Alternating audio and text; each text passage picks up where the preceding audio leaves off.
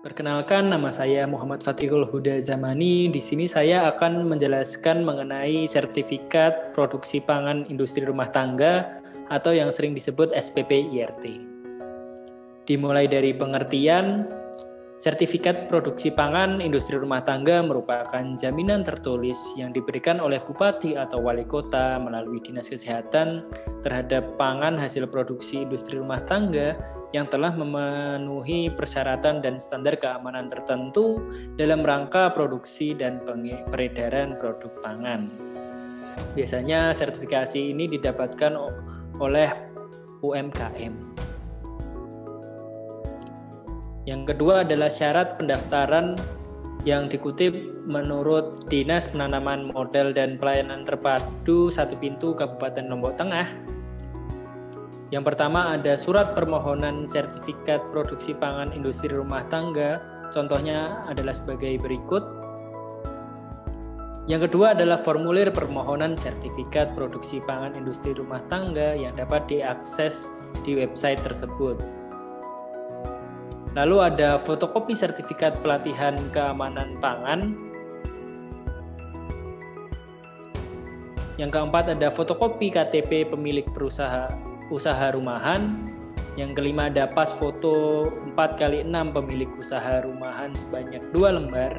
Yang keenam ada scan surat izin usaha perdagangan atau situ, izin mendirikan bangunan atau IMB, tanda daftar perusahaan atau TDP, dan surat izin usaha perdagangan atau SIUP.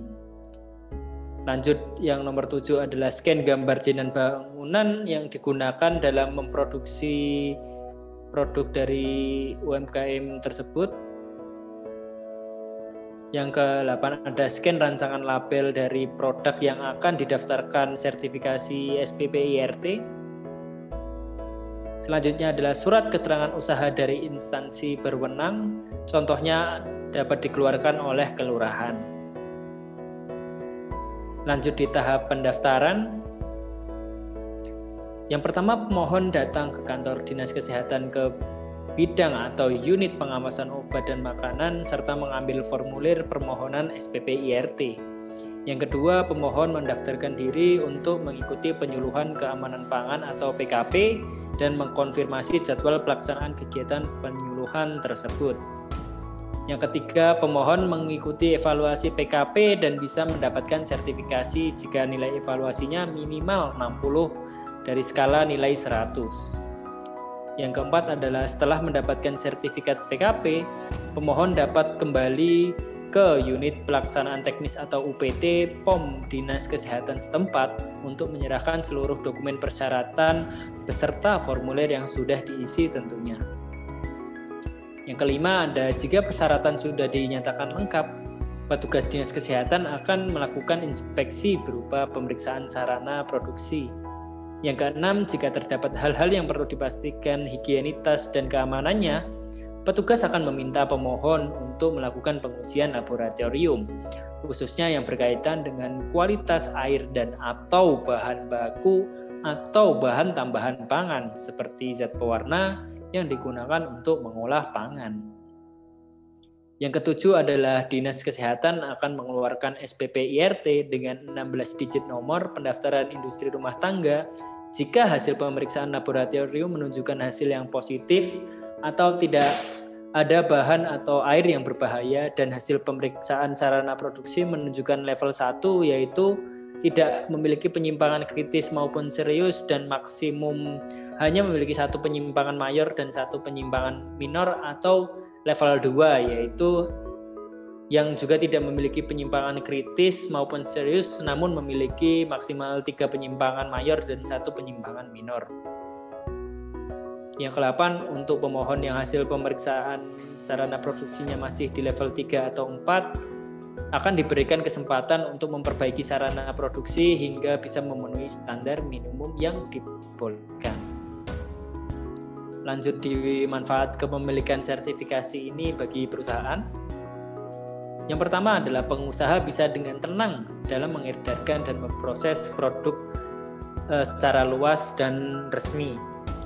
Yang kedua, dengan mencantumkan kode IRT, maka makanan dan minuman akan lebih mudah dipasarkan dan lebih disukai oleh konsumen hingga meningkatkan daya jual.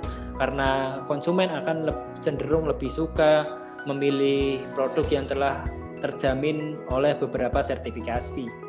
Yang ketiga adalah menghindari sanksi administrasi atas kasus-kasus seperti melanggar peraturan di bidang pangan, nama pemilik tidak sesuai dengan yang ada di sertifikat, dan produk tidak aman serta tidak layak konsumsi.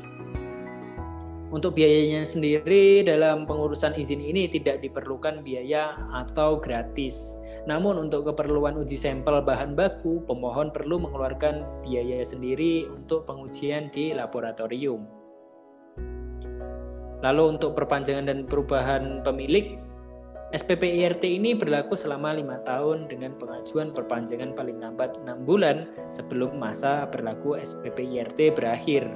Untuk perubahan pemilik atau penanggung jawab industri rumah tangga pangan harus dilaporkan kepada bupati atau wali kota dan unit pelayanan terpadu satu pintu.